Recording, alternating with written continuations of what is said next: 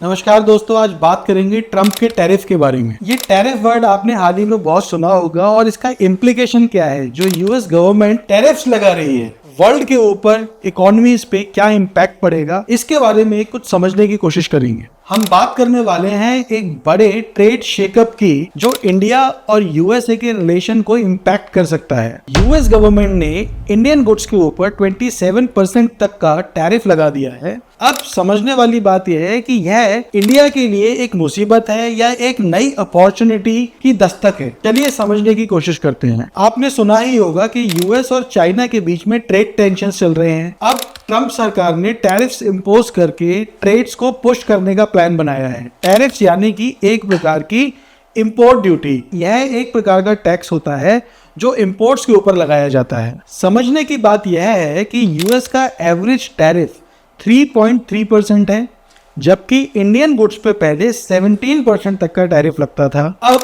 नए tariff policies के बाद में कंपटीशन और भी ज्यादा टफ हो गया है। अब ये तो समझ आ रहा है कि इंडिया के लिए सिचुएशन थोड़ी सी टेंस्ड हो सकती है, लेकिन यहाँ पर एक ट्विस्ट है।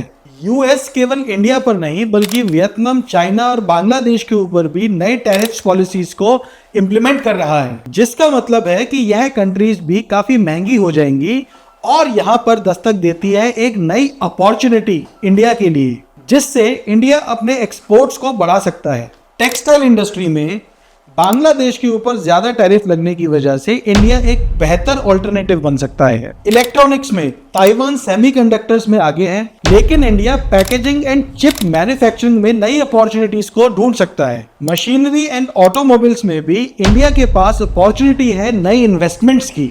अब लग तो ऐसा रहा है कि इंडिया बहुत ही जल्दी इन सभी अपॉर्चुनिटीज को ग्रैब कर लेगा, लेकिन पिक्चर अभी बाकी है। कुछ एक्सपर्ट्स का मानना है कि इंडिया के लिए इन अपॉर्चुनिटीज का फायदा उठाना थोड़ा डिफिकल्ट हो सकता है, क्योंकि हमारी मैन्युफैक्चरिंग इंडस्ट्री काफी फ्रेगमेंटेड है। अब बात केवल टैरिफ की नहीं है, बात है इंडिया और यूएस के ट्रेड रिलेशंस की। यूएस गवर्नमेंट ने भी इंडिया की कुछ पॉलिसीज को लेकर कंसर्न जाहिर किए हैं।